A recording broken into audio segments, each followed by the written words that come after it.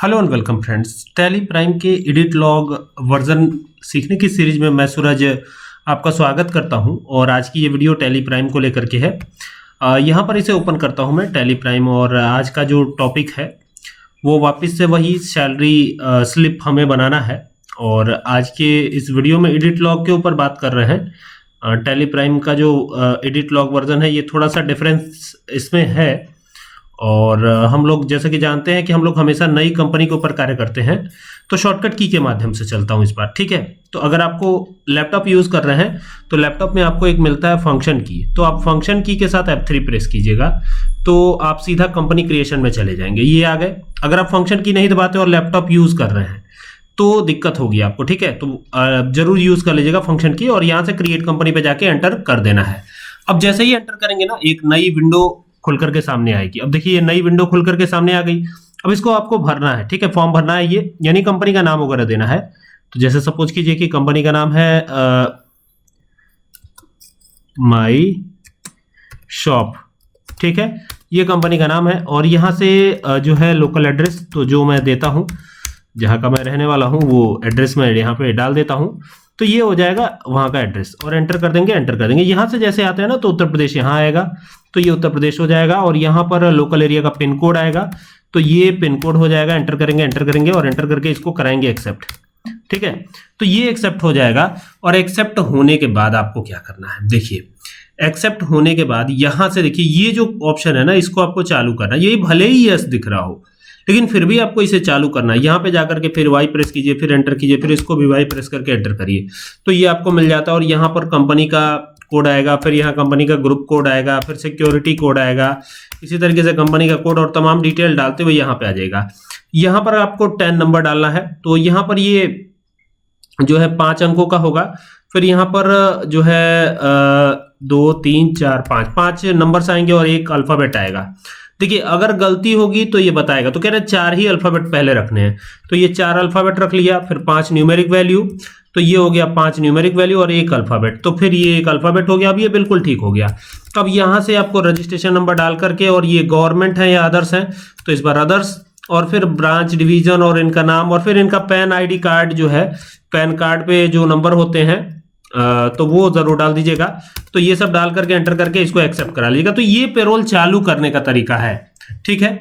अब हमारे पास कुछ फंड भी होना चाहिए जिसके माध्यम से हम पेरोल क्यों यूज होता है, पैसा देने के लिए, कंपनी में सैलरी प्रोवाइड करनी है तो आप पेरोल यूज करते हैं, तो इसके लिए बस यूज होता है ये, क्लियर। अब देखिएगा अब यहां से हमें क्या करना है, यहाँ पे सीधा अगर आपको एंट्री करनी है पेरोल में तो सीधा वाउचर में जाना होगा, लेकिन हमारे पास तो फंड ही नहीं है तो हम पैसा कहां से देंगे, तो रिसीव करा लेते हैं, कुछ कैश ही रिसीव करा लेती हैं सपोज। तो यहां से F6 प्रेस करके रिसिप्ट वाउचर में आ जाएगा और यहां पर आपको CR दिखेगा। ये देखिए यहाँ पे क्रेडिट दिख रहा है ना, तो क्रेडिट में चले जाइएगा और यहाँ पर Alt C के साथ एक लेजर क्रिएट कीजिएगा, कैपिटल अकाउंट, क्योंकि कंपनी में लगने वाला फंड कैपिटल ही कहलाता है, तो ये कैपिटल अकाउंट होगा। एंटर करेंगे यहाँ ग्रुप कैपिटल अकाउंट रखिएगा, ये ग्रुप है यहाँ पर, ये देख रहे हैं ये ग्रुप है, ये कैपिटल अकाउंट ही होना चाहिए, ये ध्यान दीजिएगा। बाकी एंटर करके इसको एक्सेप्ट करा लीजिएगा, ये एक्सेप्ट हो गया। अब यहाँ पर क्या होगा, यहाँ पर जो है जो भी पैसा आप रिसीव करा रहे हैं कैश में या बैंक से, वो सारी डिटेल, तो यहाँ पे मैं कैश ही कर देता हूँ और एंटर करके लास्ट तक आपको एंटर करना है और इसको एक्सेप्ट करा लेना है। आप चाहे तो नरेशन भी डाल सकते हैं, लेकिन फिलहाल मैंने इस वाले एंट्री में नरेशन नहीं डाला है।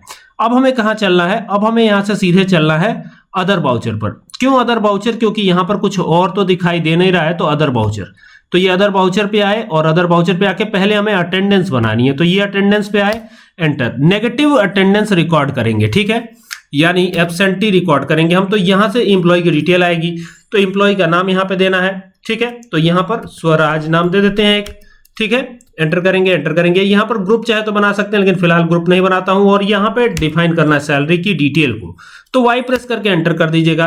अब यहाँ पे पहला पे हेड बनाएंगे, तो क्रिएट पे जाएंगे, यहाँ पे कर देते हैं बेसिक, पहले तो बेसिक सैलरी ही आएगी, तो यहाँ पे लिखिए BASIC, बेसिक सैलरी या बेसिक पे कर सकते हैं आप, बेसिक पे जो भी होता हो, तो यहाँ पे आएगा। और ये अर्निंग होता है और ये फिक्स्ड ही रहता है आमतौर पर।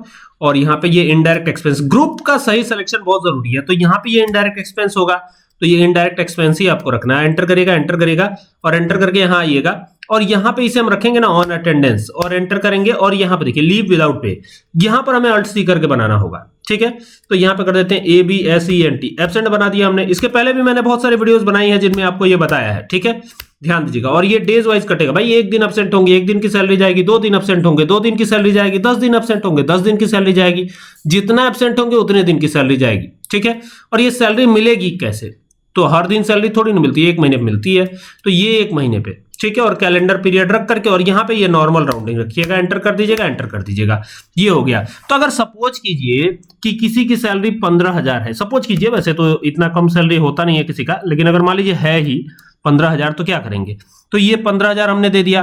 अब 15,000 देने के बाद क्या करना है, यहां से क्रिएट पे जाना है, एंटर करना है। जैसे क्रिएट पे जाके एंटर करेंगे तो और भी कोई चीज चाहिए, अगर और भी कोई चीज चाहिए तो उसका यहाँ पे पे हेड आप बना सकते हैं, लेकिन हमको क्या करना है ना, सीधा सीधा कैलकुलेट करना है कि अगर एब्सेंट हो रहे हैं तो कितना कट रहा है। अच्छा 15,000 है तो पर डे का सैलरी कितने का बना, 500 रुपए का, ठीक है। अब ऑल डेज वर्किंग डेज में काउंट होंगे, ठीक है, जैसे मान लीजिए 30 दिन पूरे वर्किंग डेज काउंट होंगे, ठीक है, यानी संडे को भी ऑफिस आना है, ठीक है। अब आप एंटर करिए, एंटर करिए, यहां पर एम्प्लॉय नंबर डालेंगे आप जो भी है, और तमाम डिटेल्स डालते हुए, एंटर करते हुए इसको एक्सेप्ट कराइएगा, यहां तक लास्ट तक आपको एक्सेप्ट कराना है, एंटर एंटर करके एक्सेप्ट कराना है। अब यहां पर देखिए ये एब्सेंट आ रहा है ना, तो स्वराज कितने दिन एब्सेंट है, तो ये 7 डेज एब्सेंट है, या 10 डेज है, या 11 डेज है, ठीक है। तो एक दिन का 500, तो 11 दिन का कितना हुआ, 5500 रुपए कट जाएंगे इनके, अगर एब्सेंट हुए तो, ठीक है। तो ये एक्सेप्ट कराया, और एक्सेप्ट कराने के बाद आपको क्या करना है, सीधे अदर वाउचर में जाना है, और अब पेरोल वाउचर में जाकर के एंट्री करनी है। इनको कैश में सैलरी प्रोवाइड करते हैं, ठीक है। अब देखिए सैलरी कैसे अपने आप कैलकुलेट होके आएगी, यहाँ पे स्वराज को ही सैलरी देनी है, स्वराज का लेजर हमने इंसर्ट कर लिया। यहां पर ऑटो फिल पे जाएंगे, या आप कंट्रोल के साथ F भी प्रेस कर सकते हैं। तो यहां पे कंट्रोल F प्रेस कर लीजिए और एंटर कर दीजिए, और यहां पर सैलरी देनी है ना, तो चूंकि मैं यूज कर रहा हूं एजुकेशनल मोड, तो इस वजह से यहां पर 30 तारीख वाली डेट सपोर्ट नहीं करेगी, तो यहां पे मैं 1/5/2024 कर देता हूं और एंटर कर देता हूं, ये लीजिए। और यहां पे नाम एम्प्लॉय का ही दे देंगे, और बस यहां पर कैश में सैलरी प्रोवाइड होगी। तो देखिए 15,000 के नाम पर जो सैलरी कटी है वो किस प्रकार से कटी है आपको दिखाई पड़ रहा होगा। बिल्कुल ऑब्वियस सी बात है कि 15,000 रुपए के हिसाब से अगर सैलरी है तो उसमें से अगर 11 दिन एब्सेंट हुए तो 5500 रुपए कट जाएंगे, और उसी हिसाब से सैलरी डिडक्ट हो जाएगी, ठीक है। देखिए यहां पर सैलरी डिडक्ट हुई है और किस तरीके से ये पैसा कट करके आया हुआ है, ठीक है। उम्मीद करता हूं कि बात आपके समझ में आ रही होगी कि ये कैसे कैसे करना, और एंटर करिए, एक्सेप्ट कराइए, तो ये हो जाएगा, ठीक है। यानी सिर्फ बेसिक पे पे ही मैंने आपको दिखाया कि किस प्रकार से ये सैलरी का डिडक्शन हो रहा है, ठीक है। उम्मीद करता हूं कि ये डिडक्शन वाली बात, नेगेटिव अटेंडेंस रिकॉर्ड करने वाली बात समझ में आई होगी। अगर आपको अगले मंथ की सैलरी देनी है इन्हीं की, तो आप डेट चेंज कर सकते हैं। जैसे यहां पर आप डेट के लिए F2 प्रेस करिए, कंट्रोल के साथ फंक्शन बटन के साथ F2 कर दीजिए, और यहां पर मान लीजिए कि अब सैलरी देनी है कब से कब तक, अब देनी है 2/6/2024 तक, तो यहां पे डेट चेंज करिएगा, एंटर करिएगा।